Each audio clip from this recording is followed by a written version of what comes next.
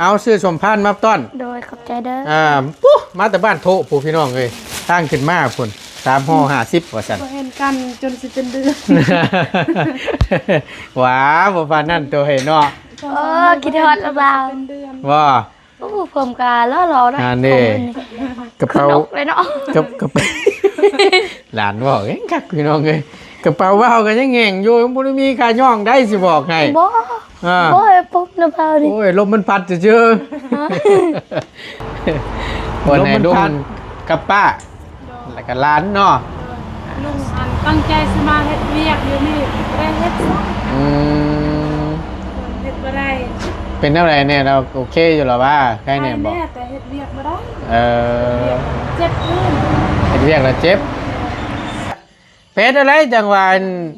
ไปโอนเงินให้ลุงแล้วเมียจนบ่ฮู้อ่ะนี่เบิ่งเมียดีอกดีใจมึงแน่น่ะผัวข่อยจังแม่นดีเด้ว่าซั่น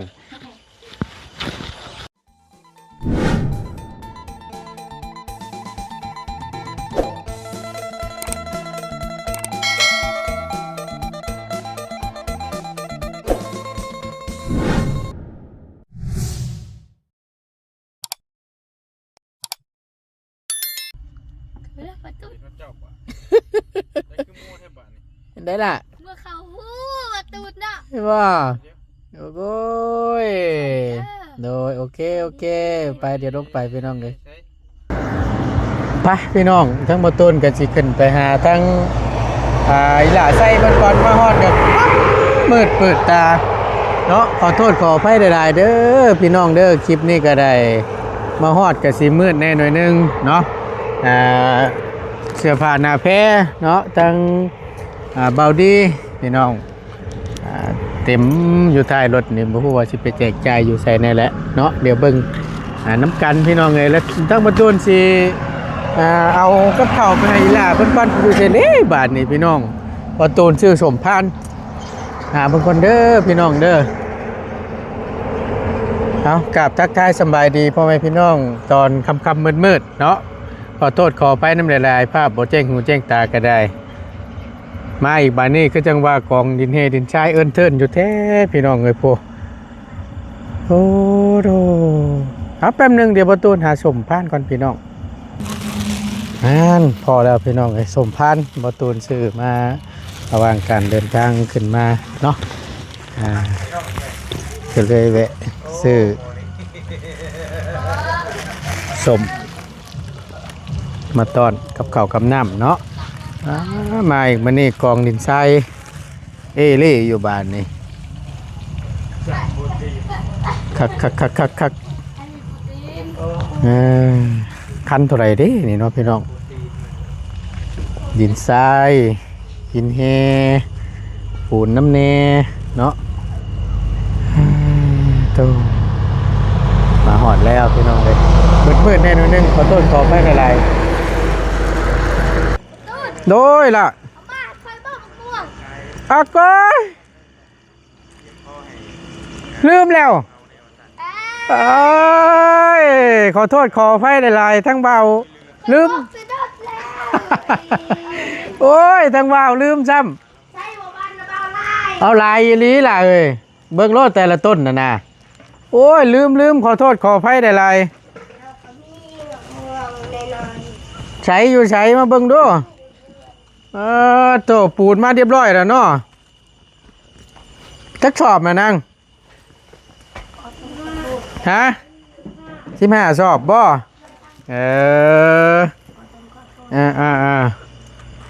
พี่น้องเลยขึ้นไปเยี่ยมยามิลาก่อนพ่อหน้ากันลายมือเติบเลยโอ้ยสบายดีล่ะสบายดีตะบอกเลยยังมานอนอยู่นะบอกคือนอนดึกแท้เฮ้ยวันดึกวันนอน7-8 โมงอันนี้ได้9 โมงพูดอ่ะป้าโธ่โพดโพเห็นว่าก็ได้คอยจะนอนแล้วได้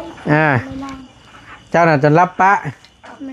ทางน้องเองมานอนอยู่โดย8 โมงคอยฟันแล้วเจอแจนะปะ8 โมงแล้วฟันเลยเห็นว่าก็ได้อันนี้ไม่ก่อนล่ะ นอนนำกัน3-4คนบัดนี้ไปทั้งใดทั้งดุงเพิ่นกลับแล้วบ่ โดยกลับแล้ว กลับแล้วโอ้ยเนาะสบายดีน้องพากันกินข้าวแล้วบ่เรียบร้อยแล้วเอาซื้อสมพานมาต้อน โดยขอบใจเด้อ ปุ๊มาแต่บ้านโทผู้พี่น้องเลยตั้งขึ้นมาพุ่น3ห่อ50ว่าซั่น บ่เห็นกันจนสิเป็นเดือน ว้าบ่ปานนั้นตัวเห็นเนาะ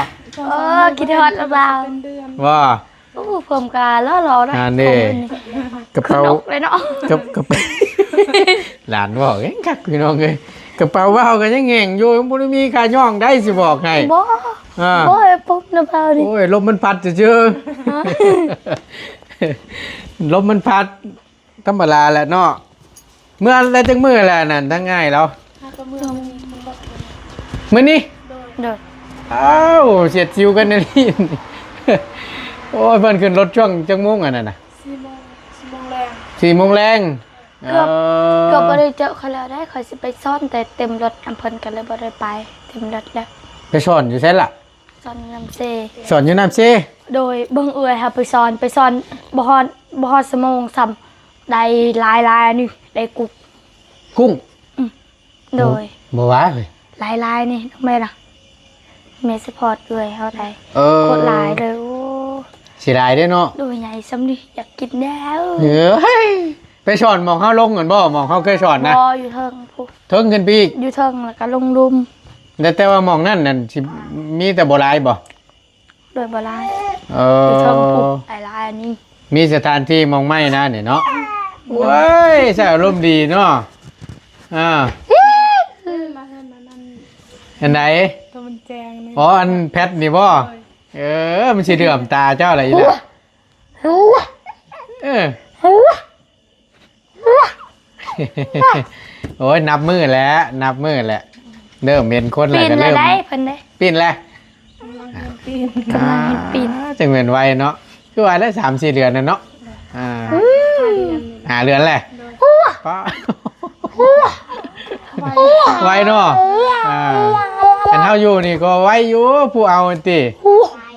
วิชาแท้นั่นแหละ ดังอายุอันแค่5 เดือนนะอายุอัน5 เดือน5 เดือนได้แต่กัน5 ปีเด้ อ่า 5 ปีก็เจอหมุดอันวาดเจอ เออ อันไหน เอาพี่น้องไงก็เนาะมาต่อกันกำลังว่าสิไปสอนว่าติ โดย คนเอาไปลายบ่ล่ะ โดยเพิ่นไป3 คนแล้วก็เต็มรถ รถยังอ่ะ3 คนถึงเต็ม รถจักร เออแม่นแล้วคำว่ารถจักรเนาะ เดี๋ยวว่ารถใหญ่นะ รถใหญ่เอ้ยรถใหญ่ไปหมดหมู่บ้านนี่ก็บ่เต็ม แม่นเนาะ แม่ เอาเนาะไว้มื้อหน้าแต่ว่าสอนตอนเว้นนี่บ่ได้บ่ บ่ได้ บ่ค่อยถึกเนาะ โดยโอ้เครียดก็ออกลายแล้ว อื ตอนนั้นนี่ มอากาศเนาะมันอบมันเน่าเลยพี่น้องเอ้ย เคยบ่ได้ลบ อยู่ในบ้านเนี่ยก็แบบเดียวกันนี่แหละช่วงเป็นการเข็ดน้อย ปัญญามาแล้วบ่ ฮะ ปัญญามาแล้วบ่ เฮ้ยบ่ยาวขึ้นมาก่อนละเปล่า อ๋อ เราบ่ได้มาเยี่ยมยามบ่ซะบ่ว่าเรามาก่อนละเปล่า บ่ แม่นบ่ โดยก็คือว่าเพิ่นยังบ่ได้มานะ มาแล้ว เคยทาเพิ่น มาแต่หมู่บ้านนี่ อืม เจ้าถ่าเพิ่นบ่ชวนถ่าชวนไปสอนนี่บ่ บ่ได้ทาจนไปซ่อน บ่ถ่ายังซะ ทาเพิ่นมาแหละ อ๋อถ่าเพิ่นมาลิ้นมาเยี่ยมยามนี่บ่ โดย บ่เห็นมา โดย แล้วกันบาย เดี๋ยวเพิ่นมาดอกเนาะบ่ยากดอก บ่เห็นก็บ่เป็นหยังเห็นประตูนก็พอแล้ว เออ บ่เห็นแล้วเพิ่น ฮะ เห็นประตูนก็พอแล้ว กินฮอดอยู่บ่ คิดฮอดแล้ว บ่ คิดฮอดมักม่วงน่ะ อยากกิน บ่ได้คิดชอบ โอ้ยขอโทษหลายๆว่าวก็เล่นพุ่นเล่นพี่อยู่ บ่เป็นหยั แล้วไว้รอบหน้าเด้อ โดย ลายนี้พี่น้องม่วงปีนี้ยอมรับแต่ละต้นนั่นนะเพราะว่าอยู่วังห้องพักหนึ่งก็มีห้องพักน้องมิ่งนะหลายแต่บ่ได้ปิดมาตอดมาฝากซ้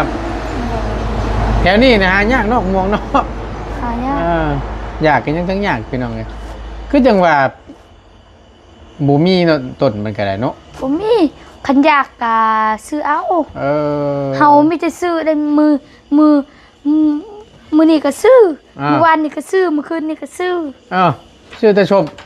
ซื้อได้ส้มบ่มีส้มอยู่บ่ได้กัดฮ้อน ต้องการชม โดย กินแต่ชมมะม่วง แม่น โอ้ยท้องจะสิเสียแหละ บ่ สิเจ็บท้องจังแล้วเนาะ บ่ได้เจ็บ บ่ บ่ได้ เอ เจ็บ อ ท้องค่อยดีได้ คุณกินข้าวแล้วค่ะ ฮะ กินข้าวกินน้ำแล้วบ่ เข้าบ่ห้องมาได้ไดห้องท้องมาอ่ะ กันกินเฮือนเฮาก็คือเก่ามีแต่ข้าวบ่มีอาหารนะ ขาดอาหาร ผมเป็นหยังกินแล้วขอบใจหลายๆเดี๋ยวลงไปพุ่นละคำสีนั่นก็แวะซื้อแถวตลาดพุ่นละมองพักมองเช้าพุ่นละมันใกล้อยู่ช่วงนี้นะยังบ่ยากดอกหากินมาบางหนึงนี่กินมาในรถนี่พ่อเพิ่นไปเฮ็ดเวียกเนาะ โดย เลยโทรมาอยู่บ่ โทรหากระโทรมากิน โทรหากระยานี่ โดย อืม โทรมาเว้าเรื่องพากเงินให้ลุงนั่นแหละ มันเป็นอะไรล่ะ ค่อยบ่ฮู้เด้ทำอิด อ่า ค่อยเว้าใส่ FC ว่าผัวค่อยโอนไป2ล้านค่อยโทษแต่ทำอิดให้ผัวค่อยโอน2ล้านเพราะเฮาก็บ่มีแต่ผัวเขาว่าเราโทรหาเมื่อกี้แล้วว่าค่อยโอนให้ลุงแล้วเด้อเงิน4ล้านค่อยมีซ้ำนี้ค่อยก็โอนซ้ำนี้เฮาก็บ่มีคือกันโอนให้แล้วว่า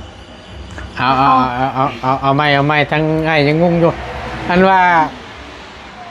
เงินสิบ่ เงินเมื่อนี่ เงินกลับบ้านนะ โดยจ้างรถเมื่อ จ้างค่ารถเมื่อ คอยสิอธิบายเด้อ เอา ลุง ลอง สิเมื่อแต่เพิ่นบ่มีเงินเห็นบอกแล้วพอคอยอันนั้นเอาเงินอันนั้นเอาเงินเก็บของเพิ่นกับพ่อแม่นี่แหละเงินเก็บของเฮาล่ะให้ลูกให้ลุงเพิ่นเดินทางเด้เพิ่นบ่มีเงินแล้วพอคอยก็ให้เพิ่น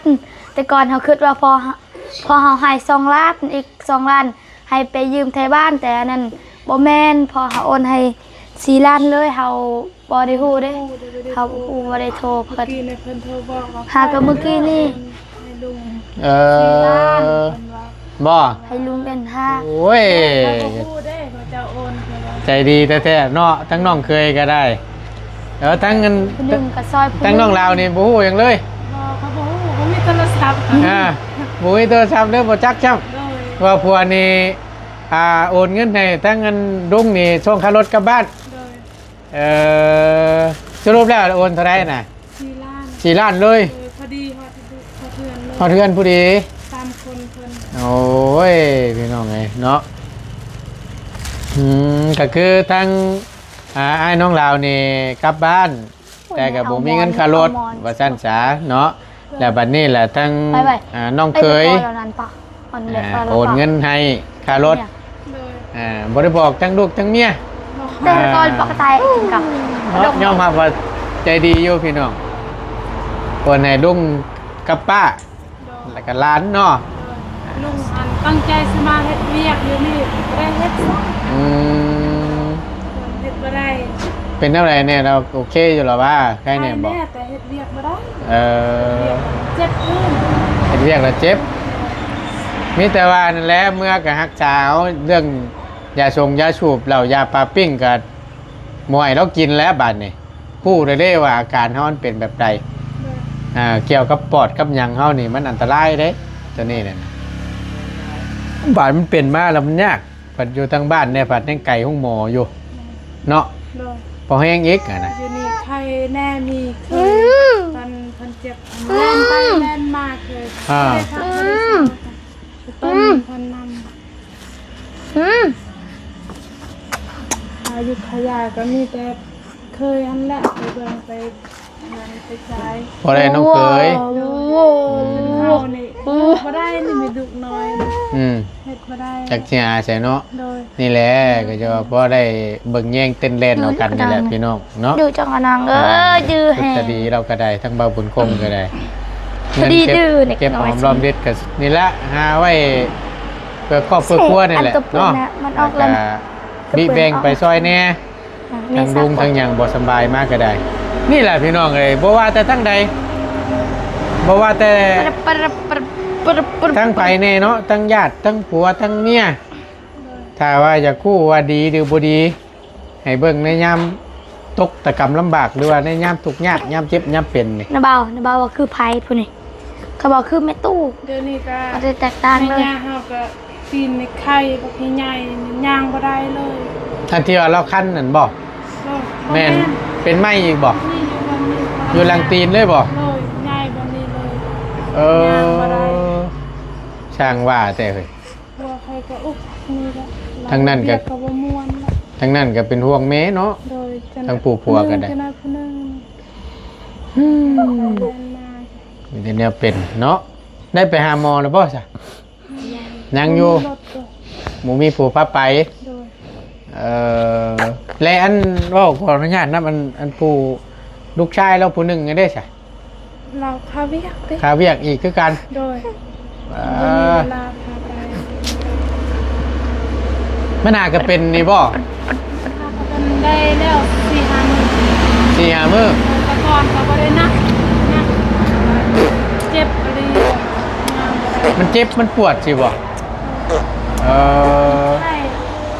เดี๋ยวนี้เริ่มคล้ายๆได้ไหมครับบ่ เปิดเก่ามันนะนี่แม่นบ่มัน บ่ เล ได้ ย ไปเกามันเจ็บ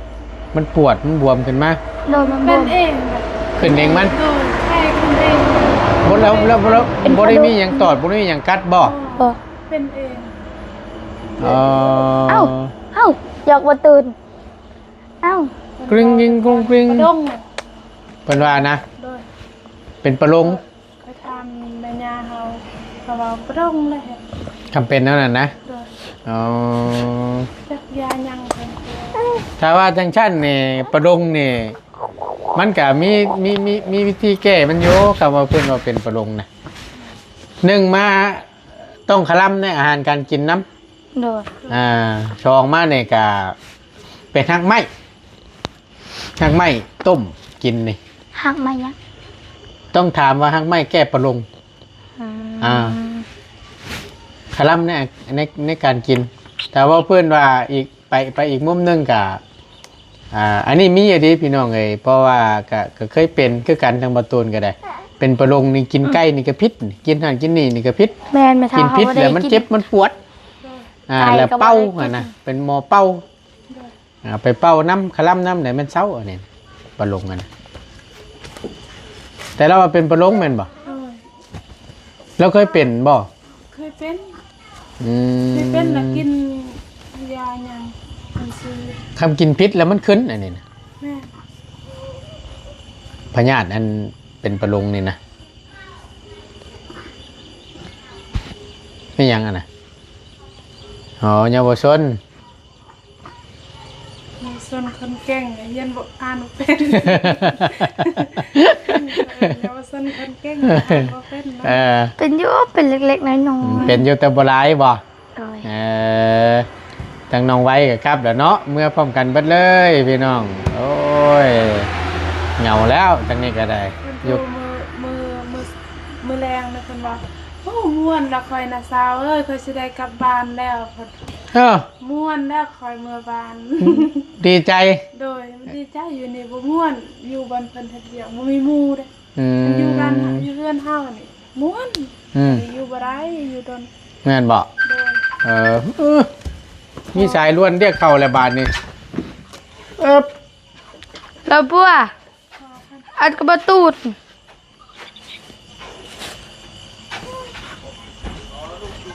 สวัสดี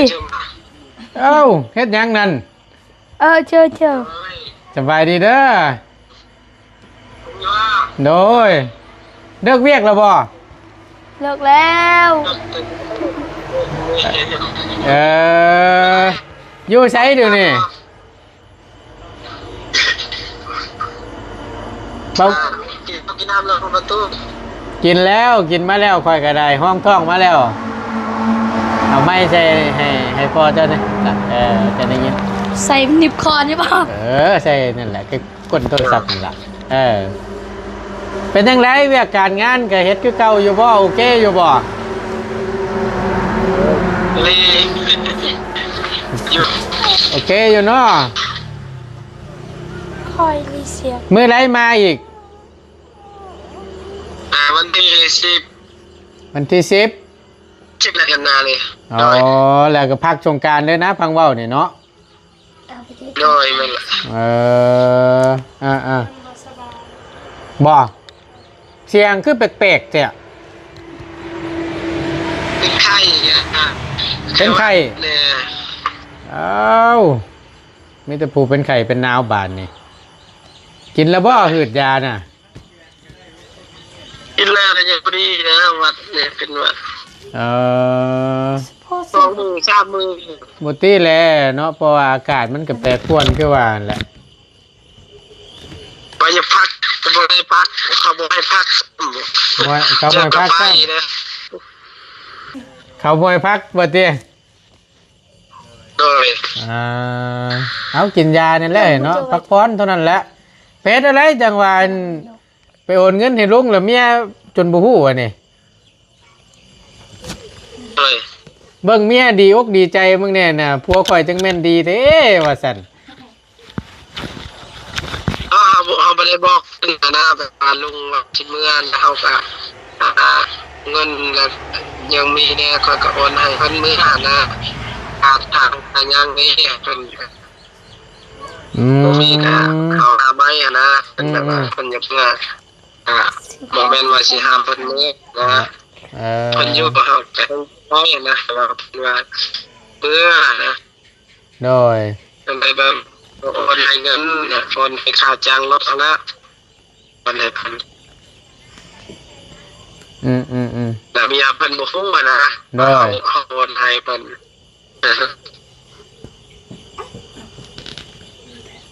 ทั้งเมียรถบ่ฮู้ซ้ำว่าซั่นโอ้ยน้อว่ะ บอกเพิ่น เอาดีแล้วเนาะก็ซอยกันเนาะ โดย แต่กระบาดกระบอกเราทั้งนั้นก็ได้พี่น้องลงมาก็ตั้งอกตั้งใจว่าสิมาพอได้เฮ็ดงานเหตุการณ์พอได้เงินได้คำแน่เนาะมาผัดสุขภาพบ่แข็งแรงนี่ก็เด้อจำเป็นต้องได้กลับขึ้นอีกทางน้องเคยก็ต้องได้ส่งค่ารถอีก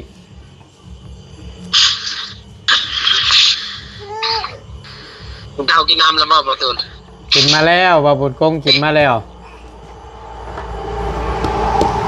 โทรศัพท์ข่อยบ่มีแต่ภาษาลาวคันมีภาษาลาวก็เขียนเป็นอยู่นี่มีแต่ภาษาไทย ก็เพิ่มเมาส์เลยล่ะ เขียนอะไรบ่ได้ เพิ่มเมาส์ บ่ได้ จะลองละบ่ โดย ลองเฮ็ดแล้วมันต้องมี เบิ่งให้ว่าตัวเฮ็ด เนาะ ว่าไปมาได้ไว้แนว ต้องมีล่ะเอาเศร้าไว้เด้อฉันเด้อพักผ่อนเด้อ โดย โอเค สบาย ว่าใจละลาย โดยหาก็ขึ้นมาฮอดก่อยก็ได้ โดยสบายดีเด้อ โอ้ยสบายดีโทรมาเด่นน้ำพี่น้องไง แต่แซ่นะบ่บ่ เป็นอะไร ฟังกันเด้อคันสิพิมพ์ล่ะอันนั้นมันบ่ได้เห็นแบบนี้เบิ่งเด้อเข้าไปมองนี้ก่อนนี่เบิ่งเด้อเสียเบิ่งมองนี้ประมาณ เขาต้องเพิ่ม บ่งมองนี้เป็นเห็นเป็นคือว่าได้เลยที่มีกันหา มีแต่สองภาษานะ โดย ภาษาอังกฤษและภาษาไทย โดย ภาษาลาวเขาต้องเพิ่มเอาอีกหลาย เขาต้องเพิ่มอะไรบ่ เข้าไปเบิ่งในการตั้งค่านั่นนะเดี๋ยวเราบ้าเซตให้น้ำดังดอกบัดเลยนะ โดย โอเค เดี๋ยวบ้าสิเบิ่งให้บ่ยากดอก อืม ไปฉันมานี่ทั้งบ้าบ่รบกวนเลยเดี๋ยวสิดึกสิเลื่อนพักผ่อนอาบน้ำอาบในนอนโอเคเด้อ โอเค เดี๋ยวพุละแจ้งหูแจ้งตาเดี๋ยวเซตให้ โดย ต้องมีคาคูได้ เดี๋ยวสวัสดีพวกคิดซื้อไปก็เป็นอยู่ วอยอก เขียน เนาะ ซื้อบอลีก็เป็นอยู่ เห็นอยู่ว่าตั้งใจเฮียนเลยเนาะเขียนได้อ่านหมวกมันกับปานบ่ว่าได้บ่ ก็เป็นอยู่ได้คิดซื้อบอลี บ่ชื่อละเบ้าเด้ บ่เป็น ก้อย บ่เป็นแบบอันนั้นซื้อบอลีมันประกอบสระง่ายค่ะประกอบง่ายเลยซื้อตะเบามัน บ่ยาก ประกอบเทื่อนะ โอ้ยเนาะจำนั้นซื่อๆไปซะไปล่ะไปเลิกเลื่อนเด้อทั้งเบ้าก็สิไปหาหมองปักหมองเจ้าละบัดนี้ สบายดี โดยสบายดีล่ะสบายดี โด โดยไปพี่น้องเอ้ยมืดแล้วโอเคพี่น้องเอ้ยน้องก็พบพ่อกันในคลิปนี้กับตอนมืดๆเนาะขอโทษขออภัยใดๆเด้อพี่น้องเด้อเนาะพอดีทั้งลุงหนวดและสั่งมาแล้วบาทนี่เนาะพวกมันปูนเฮทรายเนาะโอเคพี่น้องเอ้ยขอบคุณหลายๆสำหรับคลิปนี้บ่ตูนจบลงเพียงเท่านี้ก่อนลำลาแล้วบาทนี้อยู่ดีมีแฮงเบัดทุกคู่ทุกคนสำบายดีเด้อพี่น้องเด้อ